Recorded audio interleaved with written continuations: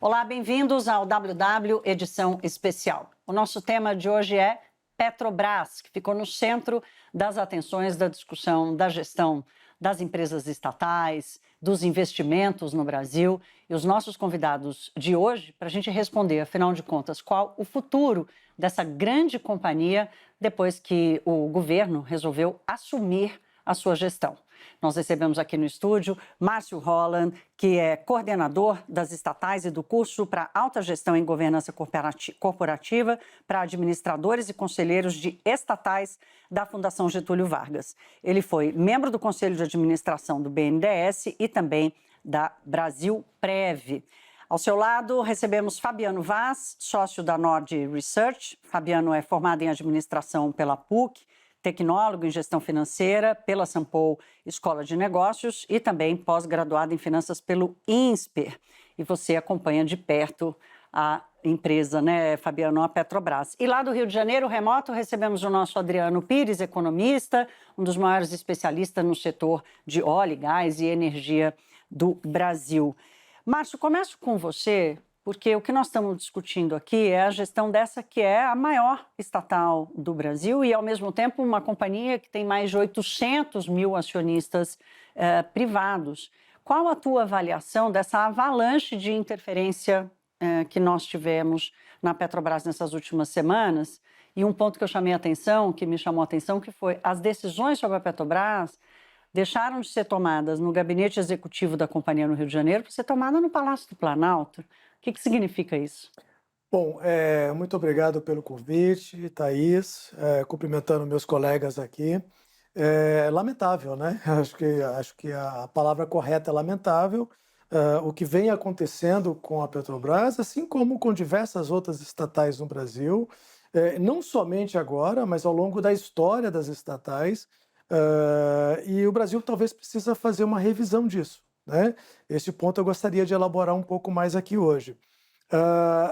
O Brasil tem um arcabouço legal, um diploma jurídico, vamos dizer assim, excepcional sobre governança corporativa de empresas, sociedade de economia mista, empresas públicas, estatais, em geral, que vem desde as leis das SAs, lá nos anos 70, né? Foi revigorado pela Lei das Estatais de 2016, a chamada Lei 13.303, e que deixa muito claro, né, o papel do Conselho de Administração, o papel dos administradores, a responsabilidade dos administradores. Para aqueles que estão nos assistindo, é a alta administração, é a presidência, a diretoria, o Conselho de Administração, os conselhos fiscais ali em geral. Está tudo muito claro, né? E um desses extraordinários conselhos, desse diploma jurídico, né, é que cabe ao controlador, acionista controlador, né, preservar a independência do Conselho de Administração. Isso está cravado em lei no Brasil, desde 76. Tá? Isso foi reforçado na Lei das Estatais. O que quer dizer isso? Cabe ao Conselho de Administração tomar as suas decisões e cabe ao acionista controlador, neste caso a União, com 50,26% das ações, respeitar e assegurar essa independência. Tá? A pergunta que surge aqui, dado esse histórico recente da Petrobras, é se de fato, né, o acionista controlador respeitou esse ato legal. É uma pergunta retórica, que fica aqui para a gente porque fica claro que não. Nós vamos refletir sobre isso, porque é uma discussão que não vale só para essa crise, né? Sim. Mas para tantas outras situações que vamos acompanhar. Fabiano, como dá preço a isso no mercado? O mercado ele acaba punindo, né? Não tem jeito. Os investidores, né, o mercado, a gente está falando de investidores, eles vivem de expectativa, né? A partir do momento que a empresa, né, o seu controlador, ele tira a visibilidade, né, em relação aos resultados, ao desempenho, né, a rentabilidade, a lucratividade da companhia no longo prazo, o mercado ele vai colocar isso no preço, né? Eu acho que tem um aspecto interessante da Petrobras que, assim, historicamente, ela sempre negociou com desconto em relação aos seus pares internacionais, né? Isso é uma coisa que todo mundo fala com algum espanto, né, em alguns momentos, mas é justamente por isso, né? Por todas essas incertezas que a gente convive não é exclusividade desse governo, acho que a gente tem um histórico bem longo em relação a essas ingerências. Então, assim, acho que o investidor ele acaba sofrendo, né, por causa dessa expectativa abalada no final do dia. E o Mas mercado, continua comprando Petrobras, porque ainda assim vale a pena?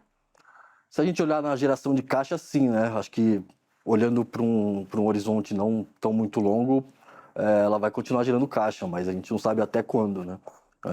A gente tinha uma expectativa que ela continuasse distribuindo todos esse lucro que ela vinha dando.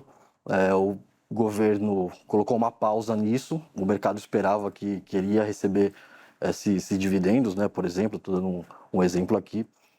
Isso veio por água abaixo, eles colocaram isso no preço, né? A gente viu caindo aí 55 milhões em valor de mercado em poucos dias. Então o mercado funciona desse jeito. Ele acaba comprando ainda pela essa visibilidade de geração de caixa, né? Mas até quando a gente vai ter essa visibilidade tão clara assim? E o principal controlador ele vem contribuindo para a gente ter cada vez mais incerteza em relação a tudo isso, né? Essa geração de caixa, Adriano, significa um operacional muito forte da Petrobras, e aí mistura a decisão da governança, que o Márcio trouxe aqui, com a decisão sobre a estratégia. Estratégia do quê? Estratégia de operar neste mercado de óleo e gás, em que a Petrobras tem expertise, neste mundo que vemos hoje, num processo de transição energética. Como é que você está enxergando a identidade da Petrobras, especialmente do ponto de vista estratégico, quanto ela se perde nessas crises quase que institucionais, daquele seu objetivo que deveria ser o principal? Olha, Thaís, como o Márcio colocou, essas crises de Petrobras, crises políticas, são recorrentes, né? A crise atual, que é diferente das outras, é que a Petrobras está num momento muito bom como empresa de petróleo, até porque o mercado de petróleo tem tido um comportamento excepcional da pandemia para cá, né? O barril sempre está aí em torno de 80, 90 dólares. Então, as empresas de petróleo estão tendo uma lucratividade, uma rentabilidade, um pagamento de dividendos muito alto em função aí do preço do petróleo. Então, o que chama atenção, né, nessa crise atual é você não ter um entendimento, né, entre o conselho da Petrobras, a diretoria da Petrobras e o acionista majoritário. Parece que eles têm um conflito entre eles. Isso é uma novidade também. E ter conflito numa bonança dessas é ainda mais engraçado, é mais surreal para mim, né? Então, você tem uma empresa hoje que, para mim, o compromisso da Petrobras deveria ser o quê? Com lucro, o pagamento de dividendos, está certo? E ser uma empresa que tem que pagar dividendo, lucro e pagamento de impostos. Isso que é o dever da Petrobras, esse que é o compromisso social que a Petrobras tem. Isso, e nesse momento está excepcional, o petróleo voltou a 90 dólares. Né? Você até coloca petróleo caro hoje no Brasil, não é tão ruim assim, porque nós somos hoje um grande produtor e exportador de petróleo. Então, acho que a Petrobras esse modelo de economia mista, ele já mostrou em diversas ocasiões, diversos governos, que ele não funciona mais. Então, eu acho que a sociedade brasileira hoje ela está madura, o Congresso Nacional está maduro também, para a gente discutir sem medo a privatização da Petrobras. Aí vem essa coisa da questão da transição energética. Mas se você privatizasse a Petrobras, você teria um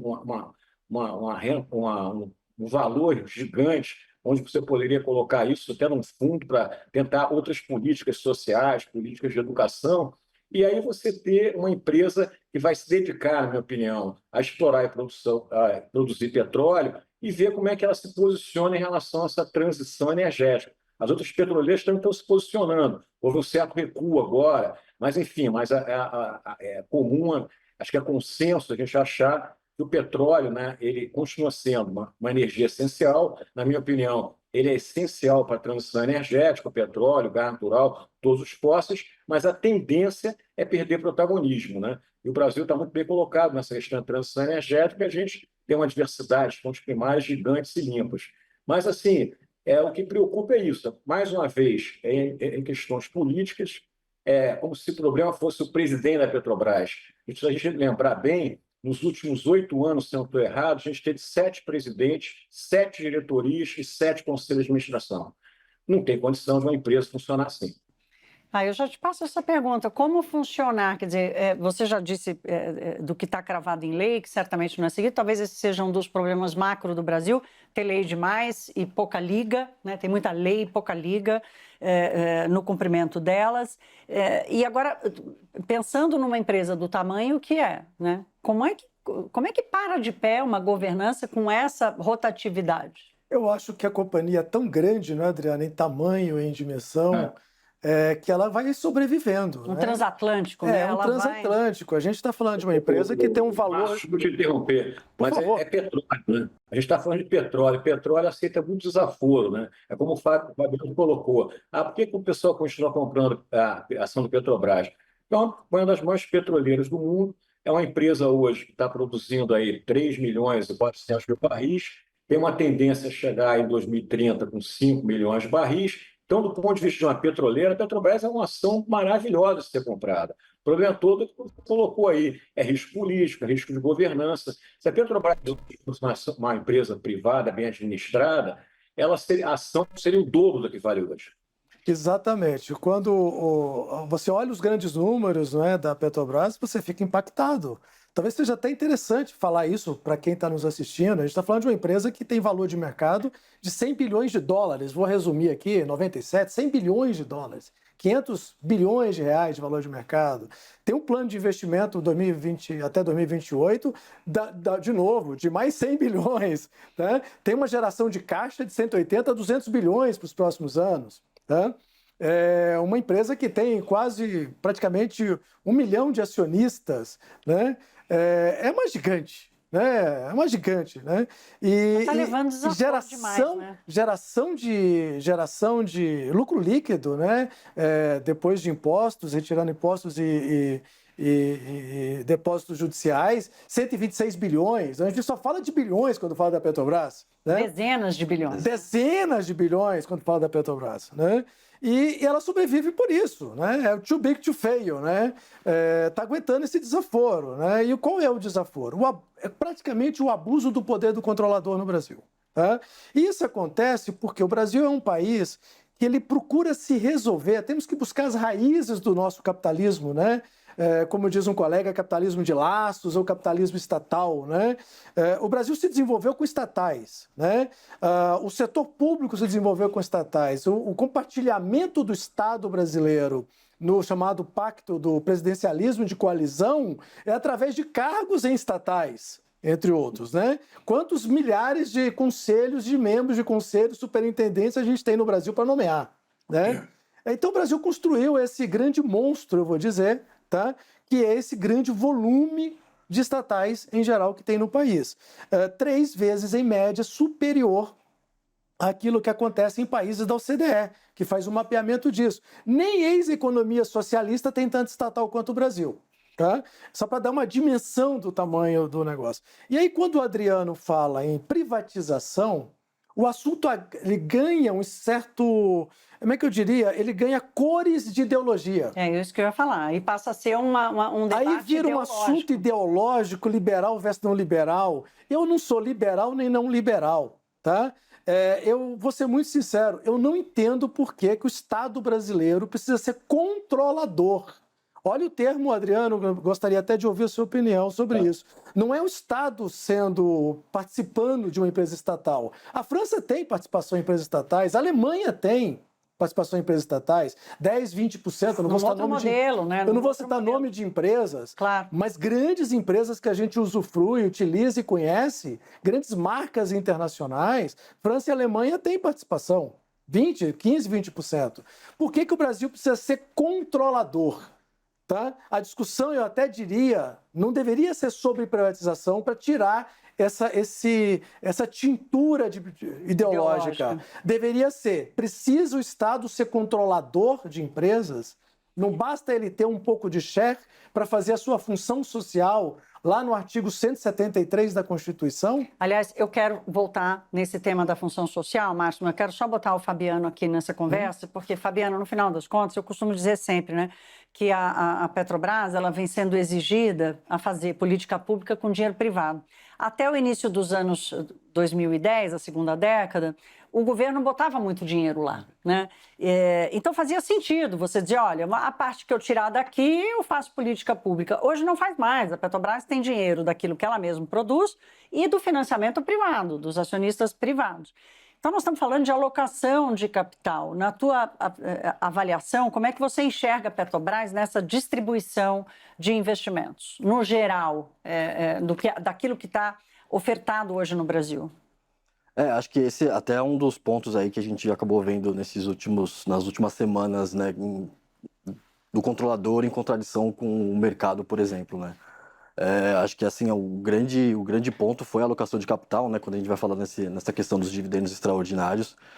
E acho que assim, as empresas elas têm dentro da política de dividendos, distribuição dos lucros ali, ela pode optar ou não por fazer essa distribuição pensando na alocação de capital, né? Se ela tem projetos rentáveis, né, que dê retorno para os acionistas no longo prazo, e fizer sentido ela segurar esse dividendo por um momento, acho que faz totalmente sentido. Mas não é isso que ela passou, né? Acho que primeiro quando a gente olha o plano estratégico dela, a gente viu um maior foco nessas energias de transição, que são projetos de baixa rentabilidade, e nesse sentido o mercado vai preferir a parte de lucro dele no bolso, né? Acho que faz totalmente sentido. E aí acho que essa questão da Petrobras, né? Acho que ela tem bastante dificuldade nisso. Acho que depois da crise de 14 e 15, a gente também viu, acho que eles deram um foco muito interessante para a exploração, no offshore principalmente, que é a especialidade, né? Ela é referência mundial nisso. A Petrobras sabe fazer disso, ela gera muito caixa fazendo isso. E agora a gente começa a ver ela voltando para um caminho ali que a gente já viu que não deu certo, né? A parte de refino, de transporte, agora com energias renováveis. Então, é ainda muito pequena essa parte de investimento, esse CAPEX para isso, mas aos poucos vai deteriorando a rentabilidade da Petrobras no longo prazo. Adriano, nós vamos misturar aqui ideologia com estratégia de negócio, porque na ideologia do governo atual, a Petrobras voltar a fazer de um tudo, né, como a gente brinca, e investir em tudo aquilo que ela já saiu, porque inclusive porque não dava certo, se mistura com a percepção de que essa é a função social da Petrobras, estar em todos os negócios possíveis e imaginários, né?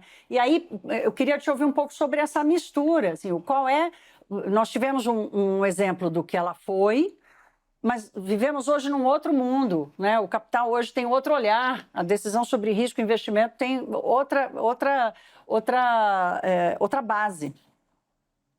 Olha, primeiro, deixa eu responder um pouco o Márcio, o seguinte: empresa de petróleo atura muito de desaforo, mas não atura também tudo, não. A Petrobras está aturando desaforo atualmente porque o petróleo está a 80, 90 dólares. A gente não pode esquecer aí que no segundo governo da presidente Dilma, a empresa quase quebrou. Não quebrou porque é uma estatal, mas lembra que ela teve uma dívida de 120 bilhões de dólares, um déficit em função de subsídio de preços de combustível de 40 bilhões, e de investimentos, quer dizer, sem nenhuma disciplina de capital, feita sem disciplina de capital, investir em tudo aí que é possível e imaginável, de maneira errada, né? Então, vamos combinar que tem limite, tá? Não pode maltratar também o tempo todo, não, senão vamos voltar àquele período, né, que foi muito ruim, né? Eu sempre coloco que o interessante é que o governo agora, quer dizer, ele erra os meus erros de sempre, né? Está errando igualzinho, não é nem erro novo, né? Se fosse erro novo, já até podia considerar. E aí, nesse sentido, né, Thaís, essa volta da Petrobras a investir em tudo é muito perigosa, porque, outra vez, você está desrespeitando o interesse do acionista. Petrobras, como já foi dito aqui, é uma empresa de capital misto. Ela não é uma estatal, 100% estatal. Então, ela tem que respeitar os interesses do acionista. Então, como o Fabiano colocou aí, na hora que ela decide investir em refino, investir em energias renováveis, ela tem que dar transparência a isso, que a gente sabe que esses investimentos têm um retorno muito mais baixo do que o investimento feito em exploração e produção no pré-sal, por exemplo. Vai ter um retorno muito mais baixo quando ela conseguir investir na margem equatorial. Acho que se ela começa a investir em refino, em transporte, em energia renovável, quer deu dinheiro para investir na exploração e produção, por exemplo, na margem equatorial no futuro, a gente vai endividar a empresa outra vez? Então, por isso que eu coloco, a gente tem que ter uma definição de qual é a estratégia da Petrobras. Eu acho que hoje A estratégia da Petrobras deveria ser focada em explorar e produzir petróleo, porque é aí que tem a rentabilidade alta dela. Os outros negócios, outras empresas privadas podem fazer, inclusive investir em energia renovável, aliás, como tem feito no Brasil nos últimos anos. Refino também, pode ser um investimento privado. Agora, outra vez, o olhar que o governo está trazendo de volta, ele é muito perigoso. Ele está voltando a administrar a Petrobras olhando pelo retrovisor. E isso vai bater com o carro outra vez. Eu não torço para isso. Mas não vai ter, não adianta. Já foi mais que provado que esse tipo de utilização da Petrobras não leva a lugar nenhum. No final do dia, vai perder todo mundo outra vez. Vai perder o Brasil, vai perder a sociedade brasileira e vai perder o acionista da Petrobras. A gente já conversou isso, né, Thaís? O papel social da Petrobras, como eu falei numa resposta anterior, o que é? É pagar imposto, é pagar dividendo, é gerar lucro. E aí a gente fica assustado quando vê determinados membros do governo falar que não, que o papel social da Petrobras é outro, né? Como se fosse possível isso, né? E falar mais ainda, que a Petrobras não tem que dar lucro, a Petrobras não tem que pagar dividendo. Ora, Rocha, como é que uma empresa de petróleo não tem que dar lucro? Como é que uma empresa de petróleo não tem que pagar dividendo? Aí eu vou para outro cenário extremo. Se o governo achar isso, ao invés de privatizar, também pode estatizar a empresa, fecha o capital da empresa e faz o que quiser com ela. Tá certo? Agora, só terminando essa participação aqui, Márcio, quando a gente fala em privatizar, óbvio que tem a conotação liberal, mas não adianta a gente falar, vamos criar uma corporation, por exemplo, a Eletrobras passou num projeto no Congresso Nacional, onde foi criada uma corporation, onde o Estado brasileiro continua tendo uma participação, mas ela tem uma gestão privada, tem acionistas que tocam a empresa. Poderia ser um modelo para a Petrobras? Poderia, mas quando a gente fala de corporação, o atual governo, em relação à Eletrobras, faz a mesma crítica. Não, não é o Adriano falando, é o governo que então privatizar a Eletrobras, privatização de uma empresa estratégica, muito ruim para o Brasil. Então, acho que o debate tem que ser criado, e o debate tem que ser no Congresso Nacional. O Adriano, presidente da Petrobras, o Márcio, a Thaís, não privatiza a Petrobras. A gente tem que ter uma discussão, e aí eu volto a repetir, nós já tem maturidade no Congresso Nacional, como teve na Eletrobras, para discutir esse assunto. É mais do que reclamar, né? E o STF, e a Corte Suprema, e querendo revogar decisões que foram tomadas. Márcio, a gente vai fazer um intervalinho, na volta a gente vai puxar por essa questão da função social, que eu acho que aí tem um ponto importante para a gente tratar aqui, que causa muita, não só desinformação, mas incompreensão dos negócios. O WW Edição Especial faz um intervalinho, a gente já volta.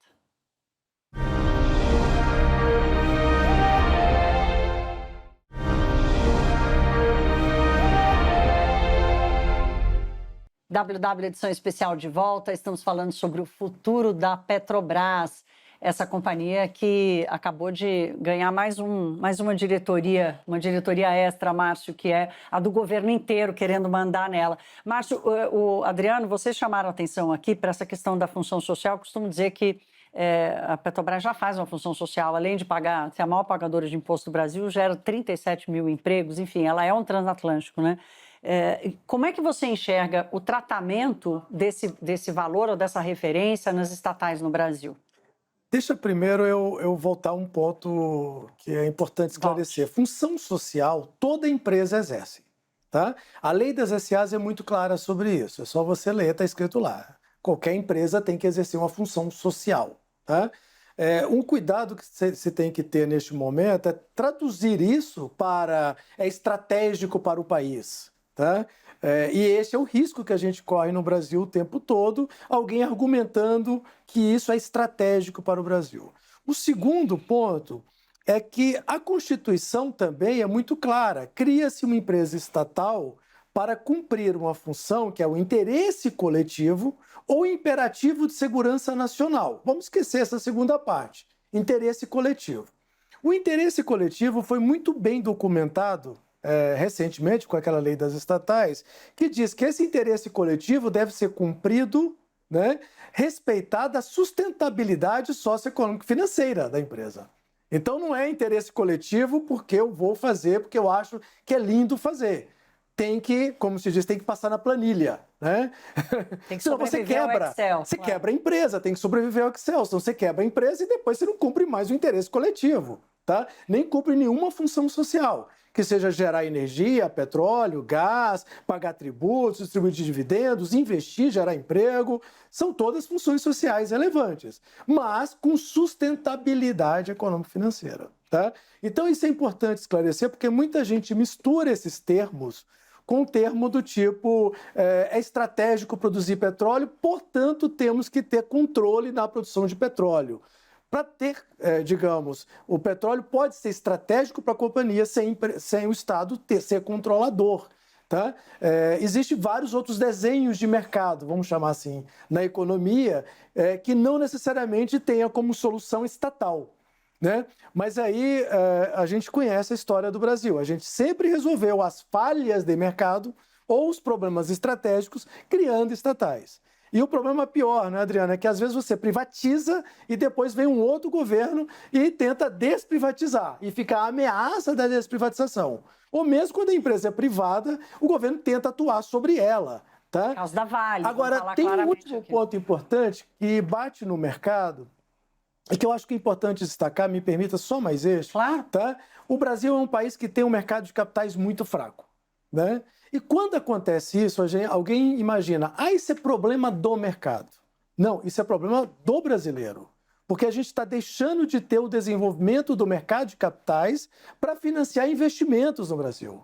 E as famílias estão deixando de comprar ações para subsidiar o financiamento desses investimentos no Brasil. E o mercado de capitais não desenvolve no Brasil. Quem compra ações no Brasil? Né? Certamente ninguém que está pensando 20, 30 anos e ter recursos para o seu filho estudar no futuro, porque a volatilidade é gigante e essas intervenções afetando as grandes empresas no Brasil afetam o retorno dessas famílias. Claro. Não tem como desenvolver mercado de capitais num ambiente hostil como este. Aí, Fabiano, é a senha para você entrar, né? Esses dias eu tratei desse tema dizendo exatamente isso. O presidente Lula, que volta ao governo, né, depois desses anos, depois de mais de 10 anos, ele encontra um país que, apesar de um mercado de capitais ainda fraco e incipiente, é 10 vezes maior do que era há 10 anos, é muito maior do que era há 5 anos, né, Fabiano? E aí eu queria te ouvir como é que você avalia o impacto no mercado de capitais brasileiro, assim, o quanto que atrasa essa velocidade de desenvolvimento das pessoas, inclusive de compreensão do brasileiro entender que quando ele compra uma ação, ele financia um investimento, né? E que, portanto, ele tem que receber o dividendo como retorno do seu capital. O mercado de capitais fica ameaçado quando uma empresa deste tamanho provoca tanta confusão? Não, com certeza. Eu acho que no final do dia, até esse discurso de colocar o mercado como essa entidade, né, fora do comum, né, alguma coisa sempre tentando ganhar em cima de alguém, acho que isso já, a parte educacional já vai por água abaixo, né? Ainda mais num mercado com pouca educação que a gente tem aqui no Brasil, um mercado ainda muito pequeno. E além dessa volatilidade que acaba trazendo, isso assusta os investidores, principalmente quem está começando ali, mesmo que for com um pouquinho ali, é alguma coisa, né? É o patrimônio dessa pessoa. Então, acho que isso gera muita desconfiança, principalmente quando ele vê que, assim, a gente vê deputado, vê senador, ministro, qualquer um que vai falar alguma coisa, ele acaba mexendo com papel durante um pregão, né? Às vezes só especulação, mas mexe. Acho que isso, no final do dia, está mexendo no patrimônio desses investidores, principalmente pessoa física, né? A gente tem grandes institucionais na base acionária, mas tem muitos investidores pessoas físicas. E no final do dia, acho que sim, acho que acaba impactando essa credibilidade do mercado. Acho que os investidores eles tendem a preferir ficar longe desse negócio, né? Acho que da bolsa, né? Acho que no final do dia é uma coisa que não contribui em nada, até porque acho que a gente faz um pouco de educação, a gente tem uma parte educacional muito importante na Nord, por exemplo. A gente tenta mostrar que no final do dia as ações, né? Elas vão seguir os resultados das empresas. Então, boas empresas com resultados crescentes, rentáveis, lucrativas, vão dar retorno, seja em forma de valorização das suas ações ou dividendos. E a Petrobras ela não consegue passar isso para os investidores com esses tumultos que o governo, né, o controlador, acaba causando. Só vou lembrar aqui, fazer uma contextualização, que há dias, quando explodiu essa crise da presidência da Petrobras, as ações tiveram uma volatilidade de sair de queda para alta de 5%, depois voltar a cair de novo, depois voltar a subir de novo. Quer dizer, essa volatilidade é uma maluquice.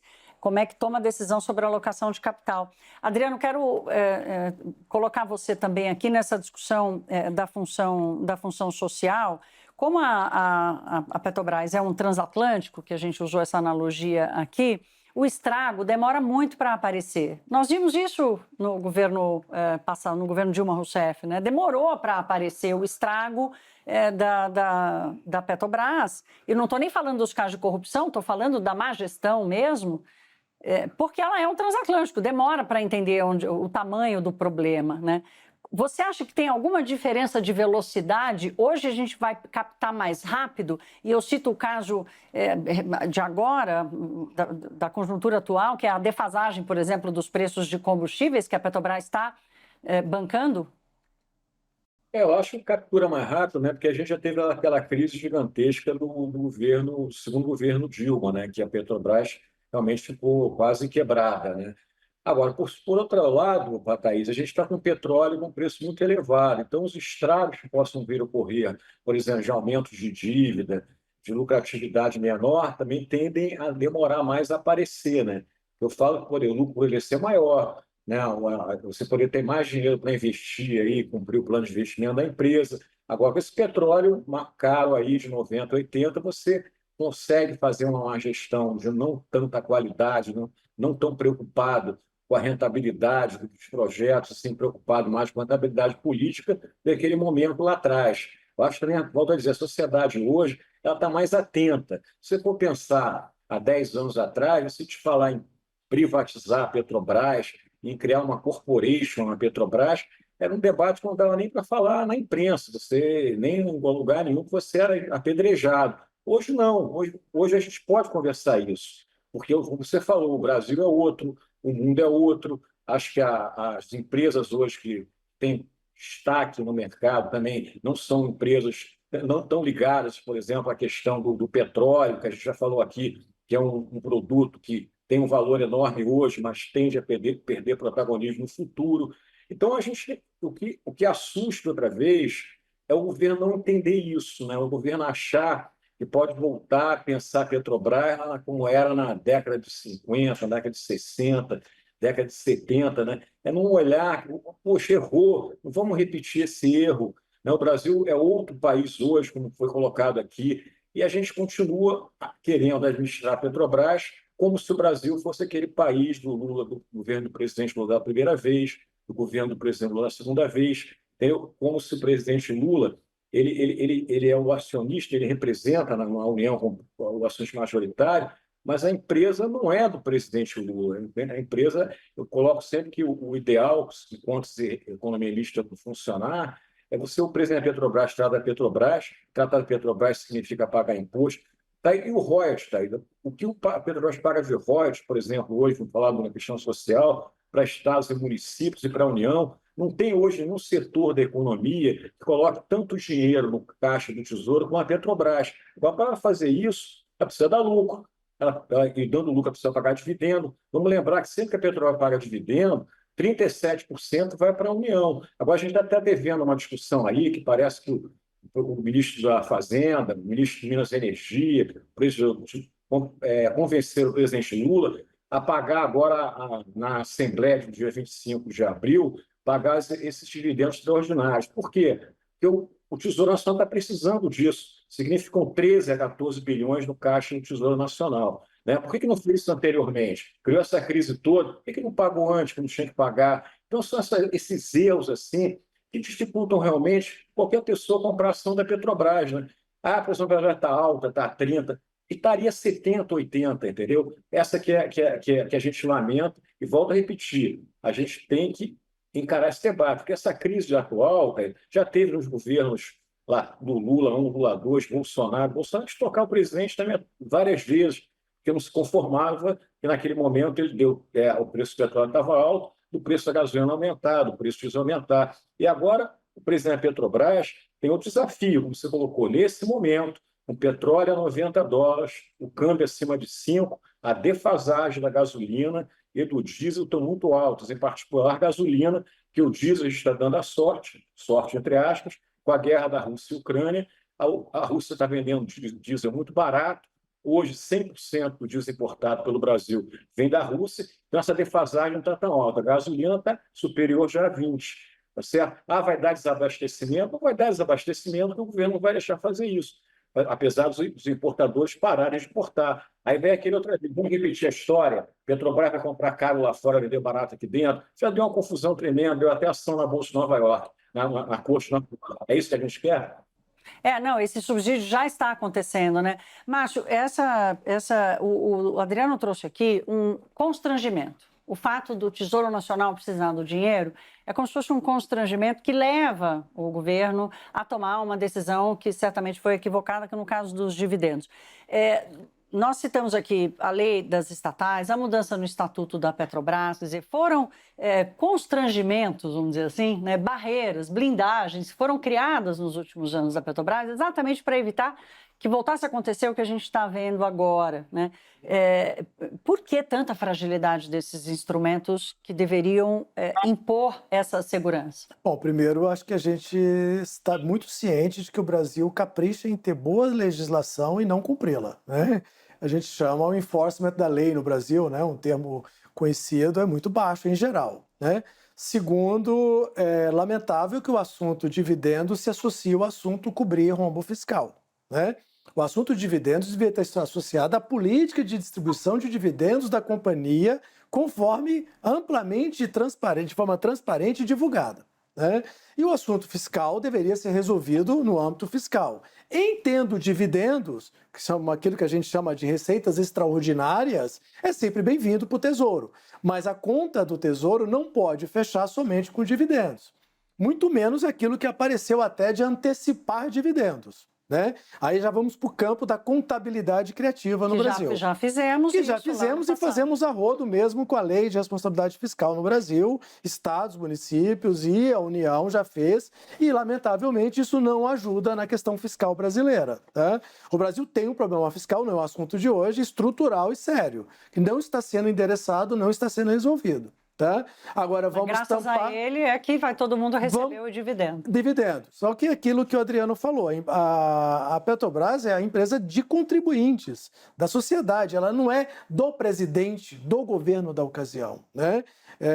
E ela tem que ser respeitada por esse princípio, né? Você acha que tem alguma chance dessa percepção, por exemplo, da lei das estatais? Porque não é só o governo, né? Teve a ajuda do Judiciário, o próprio Congresso Nacional fez uma resistência no começo, mas depois voltou atrás. Quer dizer, talvez essa divisão que a gente tem hoje dos poderes tem distribuído a responsabilidade pelos recuos, ou não? Mas eu acho que tem um ponto importante aqui que o Adriano destacou e você está fazendo aqui hoje. A gente tem que discutir mais esse assunto de forma transparente, frente a frente, né? Tem que discutir o papel da Petrobras. Eu vou antecipar. Tem que discutir o papel do Banco do Brasil, tá? É um banco privado, praticamente, cumprindo a função de um banco público, com a sociedade de economia mista. Uma hora ou outra, o Banco do Brasil também é objeto do mesmo problema, tá? Recorrentemente objeto do mesmo problema. Agora é a vez da Petrobras, tá? Esse assunto tem que ser discutido no Brasil. A sociedade precisa entender que, né, as empresas estatais hoje estão a serviço de um presidencialismo de coalizão para repartição de cargos do governo da ocasião. Não tem ali um critério de qualidade observado, os princípios do profissionalismo, o comitê de elegibilidade funcionando adequadamente, nada disso. Membros do Conselho de Administração da Petrobras, tem 2 secretários de Estado. Sim. Conflito de interesse, eu diria. Direto. Tá? Direto. Tá certo que a União é controladora, mas aí é o problema que está no DNA de sociedade de economia mista. E não é. Né? Aquele negócio é de Estado e não é de Estado, é do setor privado porque tem acionistas, mas ao mesmo tempo tem um controlador que é a União, que também precisa ter gente lá no Conselho de Administração. E eles estavam lá nessa decisão, então fica essa confusão perpétua. O Brasil vai se retroalimentar. né? Fabiano, o Márcio traz aqui a questão do Banco do Brasil, mas até pouco tempo tinha a Eletrobras, e o Brasil ainda tem uma representação grande, né? Só pelo tamanho da Petrobras e da Eletrobras, a representação do que é uma empresa estatal é muito forte. E aí eu volto na percepção, até no teu papel de análise mesmo dessas empresas, né? Se você enxerga uma referência muito distante, assim, olha, para eu analisar uma estatal, eu preciso levar em consideração um checklist, para eu avaliar uma empresa do mesmo setor, mas que não é estatal, o checklist é diferente, quer dizer, até esse ponto a gente chegou? Acho que na parte qualitativa, com certeza, a gente faz esse tipo de análise. A dificuldade é colocar isso nos números, mas acho que no final do dia foi o que eu comentei mais cedo. O mercado ele bota isso no preço, né? A gente vê o Banco do Brasil, a Petrobras, os dois acho que são grandes exemplos, eles negociam com desconto em relação aos pares deles, né, nos setores. Então, o Banco do Brasil negocia com desconto em relação ao Itaú, em relação a Santander e Bradesco, porque o mercado ele coloca esse risco dentro do preço dessas companhias, por serem estatais e por a gente ter um histórico de interferências, né? Acho que o Banco do Brasil ali, se não me engano, foi em 21 também, a gente teve uma interferência, acho que no comecinho do ano, e a Petrobras com esse histórico maior ainda, eu acho que o Banco do Brasil, mas o mercado ele coloca esse desconto, e aí a gente tem que negociar em Só relação a uma interrupção rápida. Tem estudos muito claros associando qualidade e governança corporativa de companhias, estado em bolsa, certamente, e sua volatilidade. Isso é bem resolvido. Quanto melhor a governança, os pilares da governança corporativa, mais Menor a estável volatilidade. menos volátil em relação aos outros papéis, controlado por um monte de coisa, estudos bem resolvidos quanto a isso. Já Tá? está mapeado, né? Adriano, vou te deixar os 2 últimos minutos para a gente fechar aqui do ponto de vista estratégico. Essa Petrobras que temos hoje, né? Com essa realidade, com este governo, não vai haver recuo nessa decisão de assumir a gestão da empresa e como você enxerga a Petrobras aí nos próximos 2, 3 anos, o que ela perde ou o que ela deixa de perder ou deixa de ganhar daqui para frente? Olha, Thaís, se a gente continuar com esse tipo de interferência que a gente viu aí no início desse ano, voltar a investir em refino, não querer pagar os dividendos que tem que pagar, enfim, eu acho que a gente vai ter 3 anos complicados, né? Se o petróleo ficar alto, a coisa não vai dilapidar tão rapidamente. Mas a gente poderia ter uma empresa muito mais atuante, muito mais moderna. Vamos lembrar que para você colocar uma diretoria mais profissional, precisou entrar numa crise de quase falências da Petrobras no segundo governo Dilma, que o presidente Temer nomeou lá o Pedro Parente, uma diretoria bastante profissional, que tomou atitudes, né? Disciplina de capital, plano de desinvestimento, enfim, outras mais. No início do governo Bolsonaro também teve uma continuidade disso, uma diretoria bem. Chegou um momento que o preço do petróleo começou a aumentar, o presidente achou que a culpa era do presidente da Petrobras, demitiu o presidente da Petrobras naquele momento, começou então uma interferência pior. E agora a gente vem, o governo Lula, primeiro ano foi muito bom, Petrobras, foi um ano que as ações subiram, né, porque o petróleo também não teve um preço muito alto, e você não teve um anúncio de uma coisa que chocou o mercado. Agora parece, né, que agora, no segundo ano, a gente vai ter uma Petrobras, né, que não é um estelionato político do presidente, ao contrário, ele disse isso na campanha dele, que a brasileira preço, que a função da Petrobras é social, a Petrobras não pode dar lucro, que a Petrobras está pagando dividendos demais para o privado. Isso aí a gente sabe o final dessa história, né? Vai ser um final outra vez complicado e pode ser bem triste, dependendo outra vez, principalmente do valor do barril do petróleo no mercado nacional. Bem, vocês vão voltar aqui com certeza para a gente continuar debatendo isso, porque esse assunto não vai sair da pauta. Quero agradecer Márcio Holland, Fabiano Vaz e o Adriano Pires. Adriano, sócio fundador do Centro Brasileiro de Infraestrutura, bastante conhecido, uma referência no setor de óleo e gás. Fabiano, sócio da Nord Research, especialista e analista de empresas. E o Márcio Holland, que coordena a área de estudos de estatais na Fundação Getúlio Vargas. Aos 3, muito obrigada, até uma próxima. O WW Edição Especial fica por aqui, até uma próxima.